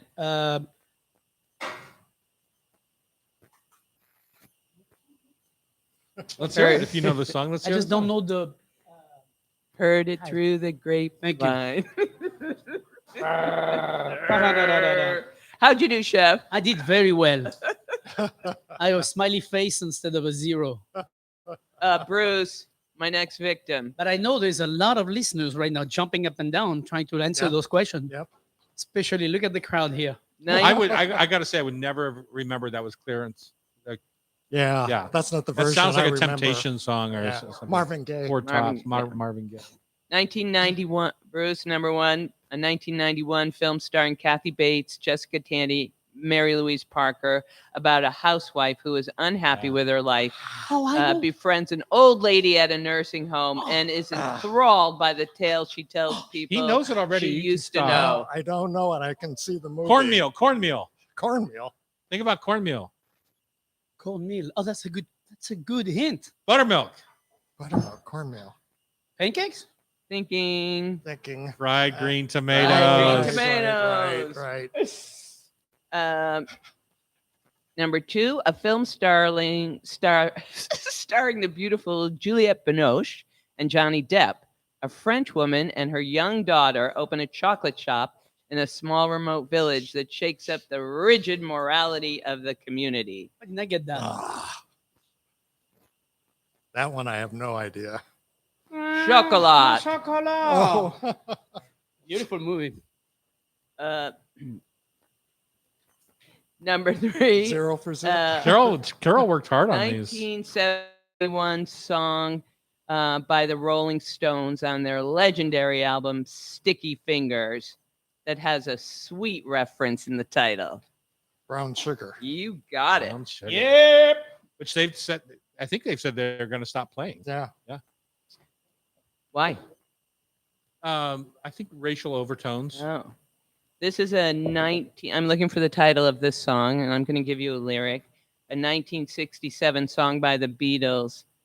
Let me take you down, 'cause I'm going to... You're not as old as Strawberry you look. Fields. Yes, I was gonna Strawberry say Strawberry Because Fields. I'm going to... Can't believe you didn't go into singing. Tone deaf. Strawberry Strawberry Field. Field. Oh, Strawberry Field. Yeah, thank you. What was that, 3? Yeah. No, 2. 2. 1961 film starring Audrey Hepburn and George Peppard. A young New York socialite becomes interested in a young man who's moved into her apartment building, but her past threatens to get in the way. One of Audrey Hepburn's greatest roles, related to a He lives jewelry across store. He lives across the. Related to a jewelry store. Trying What to is think of the Breakfast at name. Tiffany's. Breakfast at Tiffany's. Thank you. It is. 3 out of 5. Great show. Wow. That was it? That was all 5? 3 out of 5. All right, Mr. Douglas, 1991 film starring Michael Jordan. In a desperate attempt to win a basketball match and earn their freedom, the Looney Tunes seek the aid of a retired basketball champion. Space Jam. Know that. What? Strawberry Jam. Is it Number really? 2 of the 1940 film starring Henry Ford and John Carradine, based on the John Steinbeck novel of the same name. The Grapes of Wrath. Oh, The great what? The Grapes of Wrath. Oh yeah. here's a song by Prince. I'm going to give you a lyric, and I want the name. A 1985 song. When it is warm, she wears little elves. Mm-hmm. Strawberry Beret. Yeah. Raspberry, but we'll Raspberry give beret. it to you. Strawberry beret. I like That's that. strawberries on my I mind. know. It's like it's cool. This is a song by Fats Domino. I'm going to give you a lyric. I found my thrill. Oh. Found In my Capitol thrill. Hill. Blueberry Hill. On Blueberry Hill. And finally, a 1978 song by Jimmy Buffett. The song was inspired by a boating trip gone wrong in which Jimmy Buffett and other passengers aboard had to survive several days on peanut butter and canned food. Margaritaville. Cheeseburger from paradise, please. How do I you do, wouldn't- Terry? 4 out of 5. Tom wins that one big time. Wow. Congratulations. Not only did I win, but I get to give away a bunch of spice Yeah. rubs. That's super awesome. If you want to be the part of the show and be a super winner, you can catch taping here at the Hot Stove, or you can watch us on YouTube at Tom Douglas and Company, or buy a ticket at hotstovesociety.com. You're listening to us on Cairo. Show is produced by Pamela Hinckley, admirably. Sound and production by Sean McFadden, and our editor is Sean Don't Call Me Del Torre. Remember, if you miss any episode of our Hot Stove Society show, you can listen via podcast. Just subscribe to the show on your favorite podcast app. Thanks for listening and have a wonderful summer weekend. All right, nice job. If I don't do it, they don't do it. Hey, Annie, can you turn the hood off for a minute, please?